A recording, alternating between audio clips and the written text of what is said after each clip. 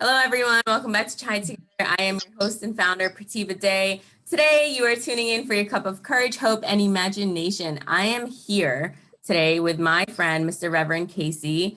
Reverend Kasey is a motivational speaker, a thought leader, personal development coach, and Reiki master. He loves to help people help themselves and embrace personal transformation by renewing of their minds because he believes in the power of people. Kasey loves to motivate, inspire, and teach mind science techniques through positive self-awareness, positive self-image, psychology, and success ideas.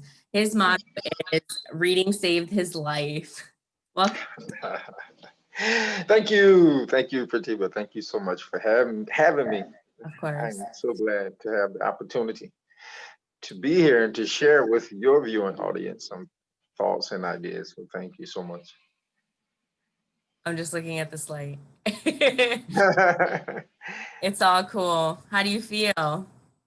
I feel good, great, and terrific. Actually, yeah, that's one of my affirmations. I feel good. I feel great. I feel terrific, even when I'm not feeling that way. And if I keep saying it, everything will shift. Yes. That's very true. Yes. So, let's start with what you do now. What are you doing now? What am I doing now? I just finished something Prativa so exciting, which has made me an international author. I have just finished my chapter in this amazing book called Being Fine, the Other F Word.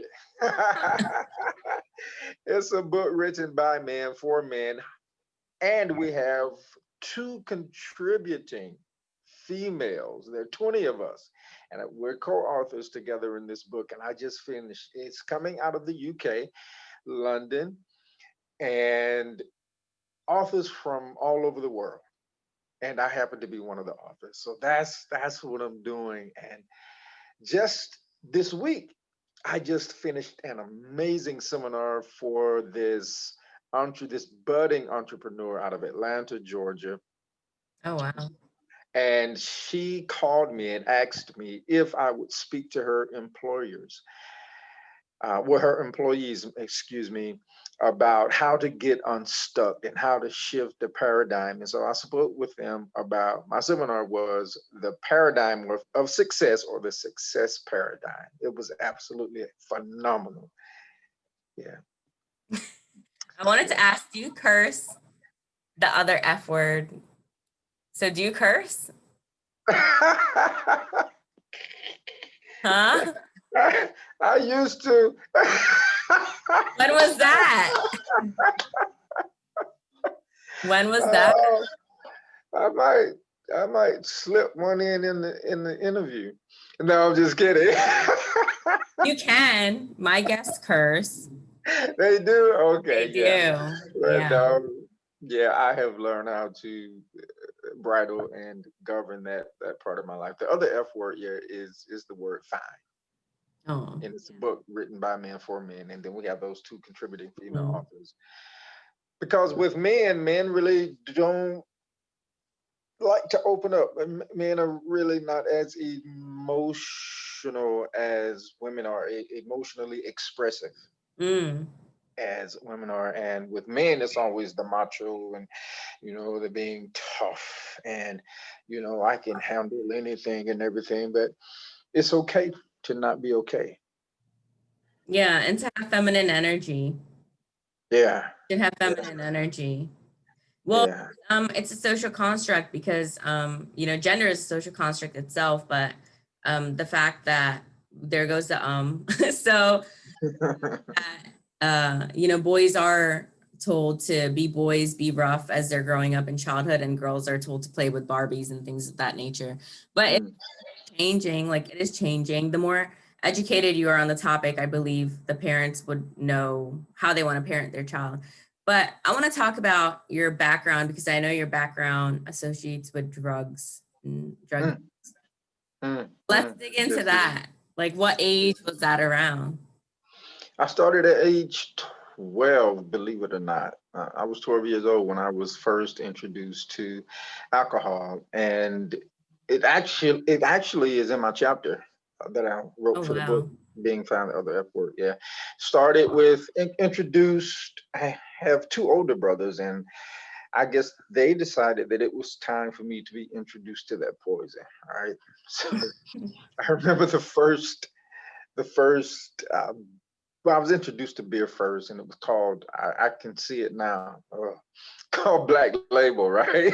It's in a black Oh, bottle, 32 ounce. Yeah. So that's where it started, with Black Label. And not the from 40 there, ounce? yeah, yeah, 40 ounce, 32 ounce, 40 ounce. Yeah. I'm joking. And so from there, it progressed to, Oh, and Pratiba, I say I did this because I wasn't a thinking adolescent. I just went along with what everybody else seemed to be doing, and it seemed to be okay. It didn't seem to be hurting anyone from my perspective, from my understanding. From there to liquor, from liquor to cigarettes and marijuana, and during the age of from ages 12 to 14 to powdered cocaine. You know? oh, wow. Yeah, Experience with that. Were you addicted? I was. I was addicted, and I didn't know I was addicted, that made it a real problem. I didn't know that addiction had set in, and it set in through repetition, and it set in through my body becoming used to that substance and the chemicals that it was releasing in my brain. And yeah, it was wow, what an experience. Did you know the term addiction? Did you know the terminology that this is addiction? I had no. No, see. So one thing Mm. you said was you weren't a thinking adolescent. Most kids aren't because that's when you're being molded. So you're being molded by your environment because I've done similar things except for the hard drugs you're talking about. And Mhm. it's it's I would say you can be a thinking adolescent possibly if your environment is that way, like at home or just even your friends, because you know, growing up you have those cliques like nerds, jocks, all those things. So it's like it's who you're hanging around with. Mm. Yeah, But for most people, it can no, for most people it can be their own family, cousins and stuff giving them drugs. yeah, it was for me. I actually saw it on the home front first, and then I saw it in my community, the Mhm. community that I lived in, and amongst my peers, which really made me, for me myself, a non-thinking, adolescent. I just conformed, and so I wasn't really thinking. Had I been thinking, I would have been about evolution and about development and about unfolding myself. But so I wasn't. Yeah. So then what's your story after that? My story after that is that once I got a taste of the underworld and I made my first drug transaction, illegal drug transaction, Wow. around age 14. Around that time, I really got involved into I'm going to use this terminology, if you will, here on your show, the farm pharmacy side of the drugs, the pharmakia, the pharmaceutics, another word from the Greek, the sorcery and the witchcraft involved with drug use and drug transactions, drug selling, Mhm. and the money that's involved with it. Not not so much to be focused on the words, but the spirit behind the words and the influence that one can come under, not just from the being a user, but from being a seller as well. The spirit, Mhm. the influence, the feeling that you get.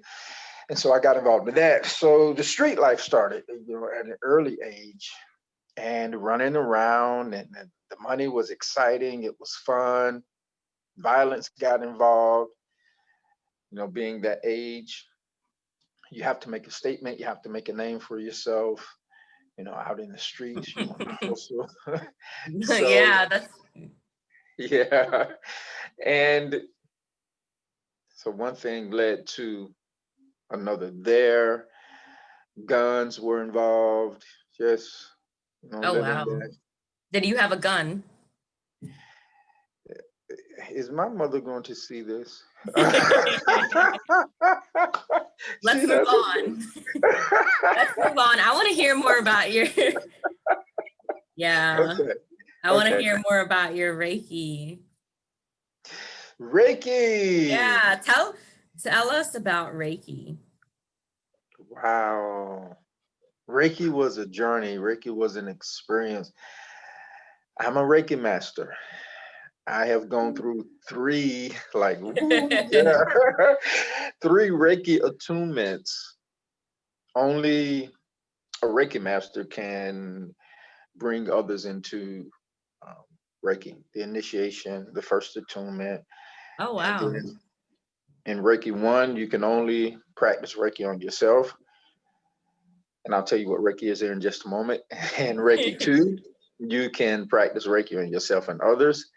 And Reiki 3, the third attunement, you then become a Reiki master where you can teach and you can transfer the energy of Reiki. You can bring other people into Reiki as well. Reiki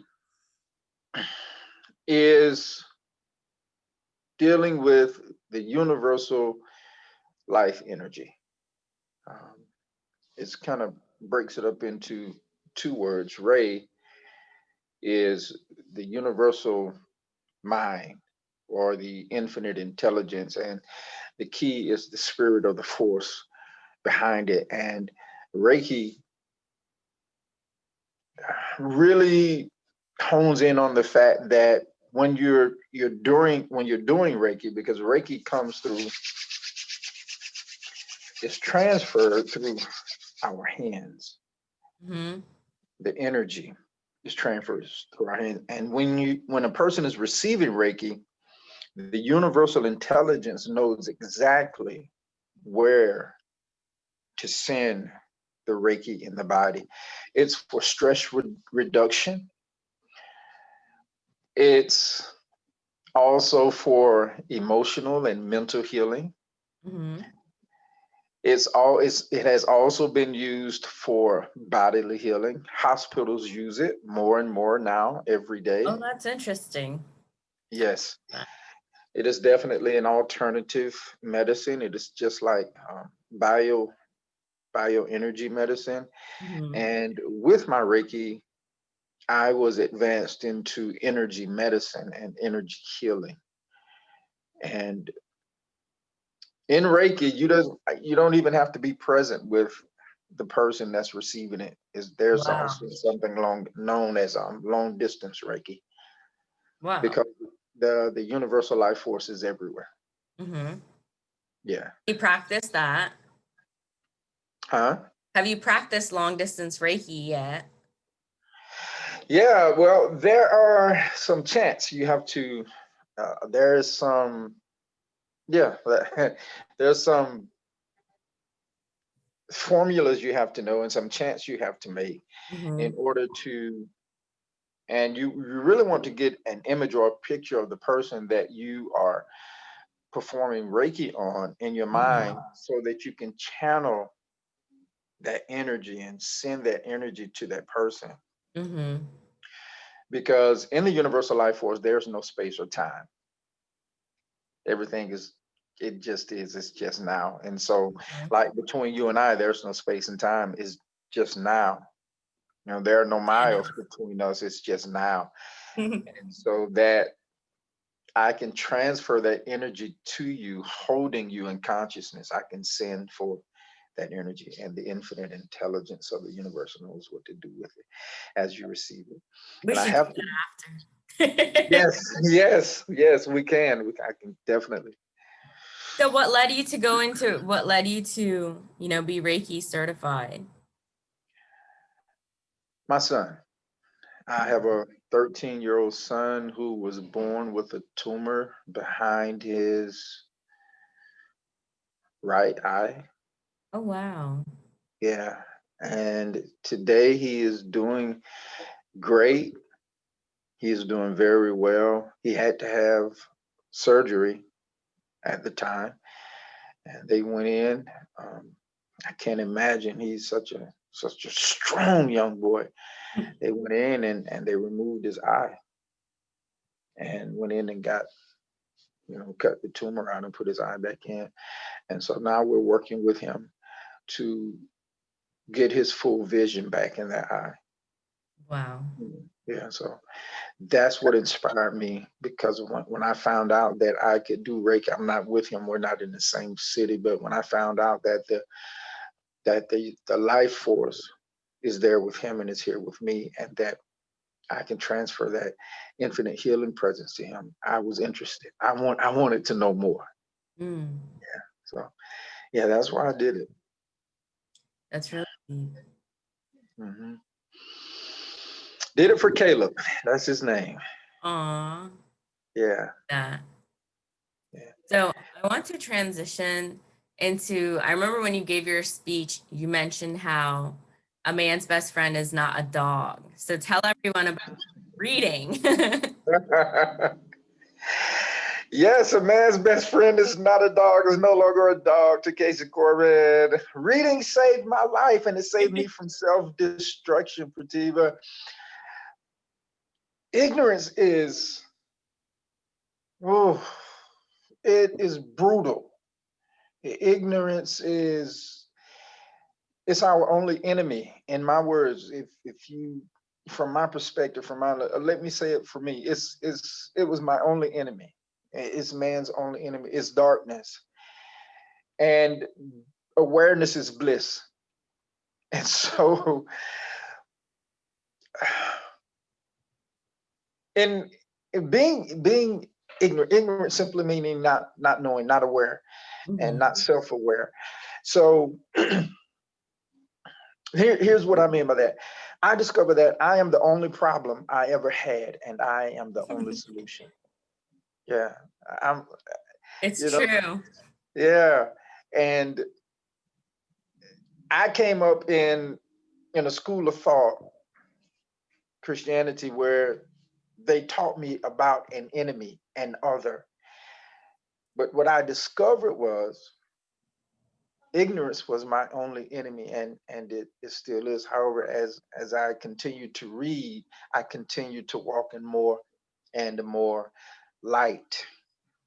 And reading brings me into out of darkness into light, and especially on a personal level, personal, what my mentor calls personal self-awareness, and or positive self-awareness and positive self-image psychology. So that's what reading does for me. It helps me to become personally and positively aware of myself.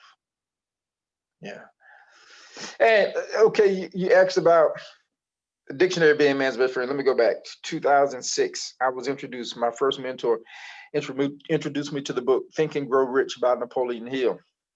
I was excited because he told me if I read this book that my life would get better, that I could pretty much have what I want. So I'm excited. I'm gung ho. I get into it. I break the seal on the book.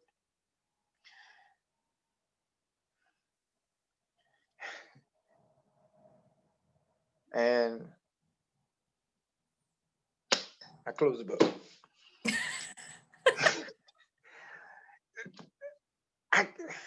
I'm ashamed to say, but I've grown since. I couldn't read the book. It was I didn't have the vocabulary to read the book. And I should have known the words, some of the words, most of the words. And it became discouraging and disheartening. And so I closed the book and I put the book down. When I went back to him and he asked me, how's the book going? How's the reading going? I told him, I said, it's hard. I can't read it. I don't understand what I'm reading. That's when he asked me, he said, Kasey, what is man's best friend? Well, of course, I know that answer to that question. It's a dog. Well, he says, no, it's a dictionary. It's a dictionary. Man's best friend is a dictionary. He said, make the dictionary become your best friend. Or get the book open the book back up, start reading, have a dictionary beside you.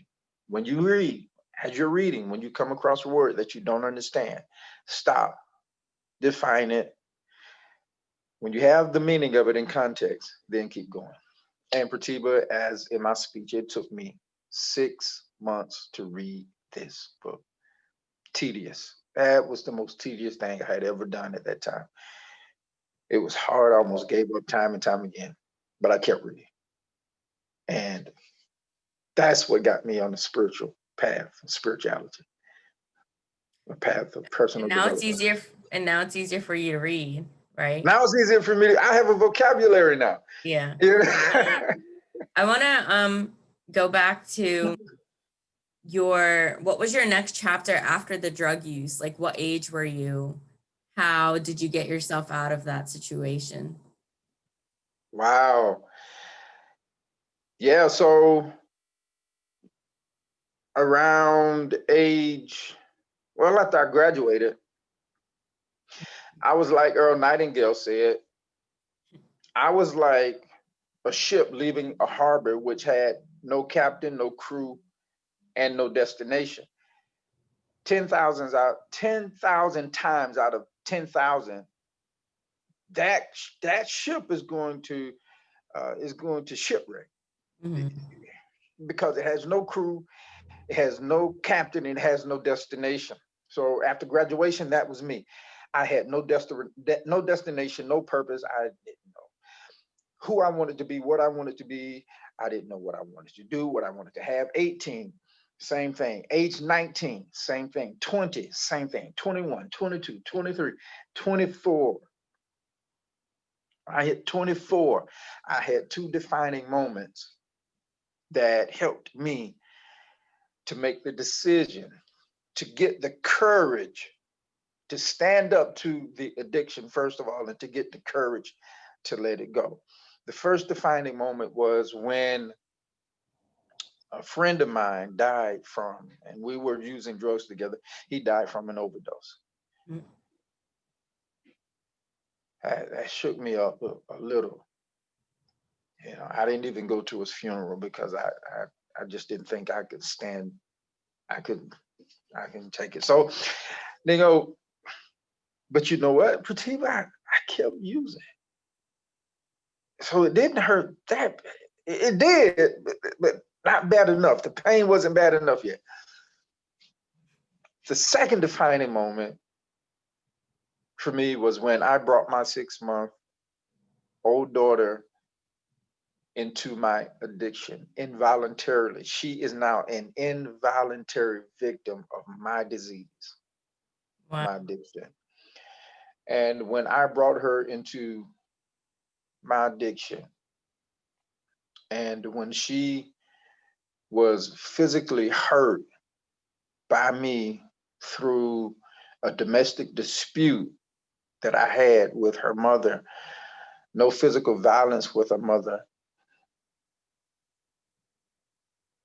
that helped me. Those two things were the catalyst and the defining moments for me to make a decision.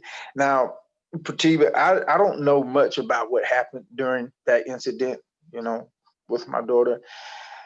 I suffered so many times blackouts and passing out and drinking until I would pass out and drinking until I would blink out and not remembering events, not remembering things that happened. I don't remember a lot about that night or what happened. However, I accept the responsibility that my daughter was in my possession. After I snatched her from her mom, made her mom get out, I was in my apartment and took my daughter back to the bedroom. And I had a friend over with me, and I went back to the table and we continued to get high. That's how I got this. It wasn't that night that I got this right here. But on this occasion, I woke up with this. My entire face was like this. And I couldn't tell you what happened. The guys, I was in Cleveland, Ohio. The guys that I was with told me what happened. They said, man, you just passed out and you fell face first on the concrete. I'm like, what? I mean, everything was just, oh, it was horrible. I attempted suicide, being high. Didn't know that I made an attempt. I vaguely remember laying out in a busy intersection, a street in my hometown, asking vehicles to run over me because I wanted to die. High. I made attempts to threats, death threats on people. High. I don't remember them. Mhm. People would have to tell me the next day, Kasey, do you know what you did? What happened? And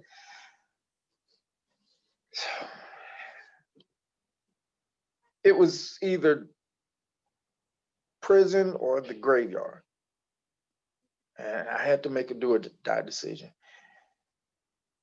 I did go to prison, but I used that to be renewed or to be transformed by renewing my mind. I took that time to work on myself.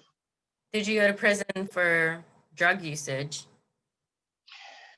I did. I actually went to prison for the incident. My daughter was Mhm. one of her arms and one of her legs were, what do they call it, fracture. Oh, wow. Yeah. And 6 months later, I just, I was like, hey, look, I don't remember much, but Yeah. it's me. So I that accept was, the yeah. responsibility. So that was the defining moment, seeing that you hurt your daughter without remembering how she got hurt. Maybe she, Yeah. well, we don't know what happened. That is really life-changing and scarring. How Yeah. did you feel? Like, did you beat yourself up about it? For a long time. For a long Yeah. time, I wouldn't talk about it. Hmm. I wouldn't even, I wouldn't address it. I was kind Yeah. of like, I think that was one of the two moments in my life where I really, really became introvert, if you will.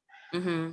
The first being molested back when I was 8, and Hmm. then with that incident with my daughter. And yeah, my daughter's 25 now. She's a beautiful, beautiful woman. She's a How do beautiful you woman. feel? How do you feel? How that affects your relationship with her? Like, do you still did you forgive yourself for that? I did, finally. Oh, I okay. did. And I spoke with my daughter about it, and she's forgiven me. And we love each other, and we have an amazing father, daughter, daughter, father relationship. And I did release it. I loosed it. I let it go. And, she told me, Daddy, she said, it's okay. You know, I understand. Yeah.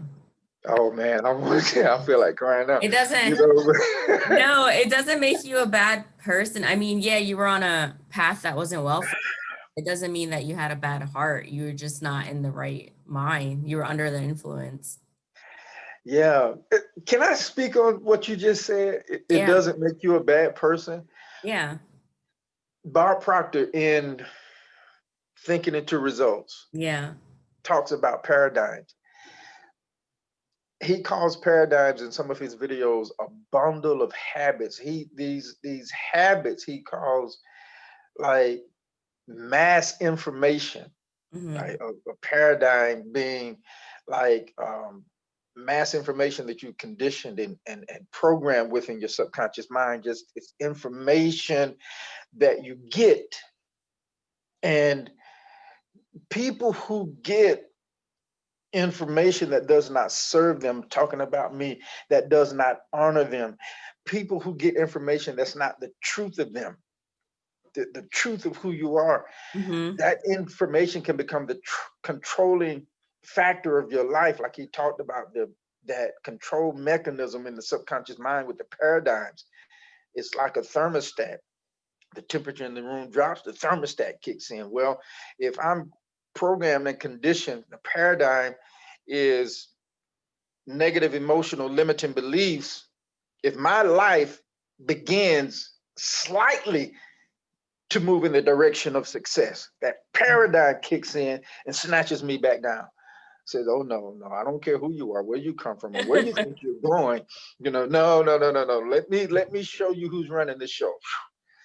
And I wasn't a bad person. It was the information I was working with. Mm-hmm. And that helped release me, Prativa, and I felt like, oh, the weight of the world was released off me. And I'm like, man, I'm not a bad person. I just didn't know. I didn't know. And because I didn't know, I could only live with what information I had. That's true. And ooh, You just did a deep dive. man, Are you okay? don't go ahead. Yeah, Okay. I just didn't You know. want to get a tissue? Yeah. I just didn't know. I didn't know, and that's at one. I had to stop beating, up on myself. You know. Wow, you're courageous to cry on camera. You Yeah. go, Kasey. Yes, men cry. Crying is so normal. Everyone Yeah, it cries. is. Yeah, but I'm better now. Yeah, I'm better now. I have some new information that I'm working with about myself. Yeah. Yeah. Wow. So how many years has it been? You said she was like 25 years, It's basically. been 25 years ago. It's been a Yeah, long time. I've been clean for 25 years, man. It's awesome. Yeah, It's really feels good. interesting, like when you say I've been clean and sober, because I smoked cigarettes and marijuana and drank like when I was growing up. And my last cigarette was October 31st, 2015. But I never looked at it as like, oh, I'm sober for that long. It's just something I had Mm. to give up because I didn't want it to ruin my smile, or like I look too pretty. I don't want this. And no, but like I never called it like being sober. Like I didn't put a term to it, right? Because I didn't know. Okay. Like, oh, that's Okay. the thing. Because people celebrate that, right? They celebrate Yeah. my last cigarette, but I just don't even focus on it to make it a thing to celebrate, you know? Oh, awesome. Okay. But I Yeah. believe that's what I did. Okay. But I still remember the Awesome. date. Yeah. All right. So yeah, I don't want to be cigarette breath. So that is gross. And so what else? Like, what else do you want to tell the viewers? I want to share with the viewers that once I made that decision, how did I free myself from drugs and alcohol? Did I go through a program? No. Did I do the traditional 12 steps? No. I had hit a point in my life where two things kicked in: desperation and determination. I was desperate for change. Yeah. I needed something dramatic on the Mhm. positive side of life and something drastic to happen. So I just made a decision. And I felt like, look, if I keep going in the rate that I'm going, if I keep moving in the direction I'm moving, I felt like I was going to die. Yeah. So I had to make a decision. And I gave it up cold turkey. It was the hardest thing. And I'm like, I didn't know that you should have support when you do something like that. And I didn't. And I didn't know I would have withdrawals. I didn't know that my body was going to go into a downward spiral, a tailspin. I didn't know my body was going to kick my butt. I didn't know I was going to have migraine, headaches, and I didn't know even what the headaches were about at the time. I didn't know that these substances that I'm putting in my body was going to come out of the pores of my skin, just this putrid, foul smell. I didn't know that I was going to have hangovers for 2 weeks after I made a decision not to do it anymore. Oh, But what did it for me was the state of mind, Pratima. I found a state of mind that liberated me and freed me, a state of mind which I will never give up for anyone or anything. That state of mind freed me from that. I was going to say you had a hunger after, but like after for the drugs during withdrawal. Les went through the same thing, Les Brown, and you had an emotional impact, such as Bob Proctor says, which was your defining moment, a negative emotional impact. That's what happened with me too this year. So yeah, emotional impact or repetition are the only two ways to bring change in your life, and you used emotional impact. I used emotional impact, yes. Awesome. Yeah. Tell everyone where they can find you. You can find me on Facebook.com, Kasey Corbin, in parentheses, Reverend Kasey. You can find me on Instagram. You can find me on Kasey or at KaseyCorbin.com. That's KaseyCorbin.com. Doing some great and phenomenal things there. I'm getting ready to begin a mini course called The Rich and Unlimited Root of My Being, Affirmative Truths for Attracting Unlimited Money. Understanding money on 3 levels: the formless energy of money, the mental energy of money, and the physical energy of money, and how to use words to attract money. Yeah, absolutely amazing. Money. I love money. Money's coming, money coming, money coming. Billions of dollars. It feels so good to be a billionaire. It does, doesn't it?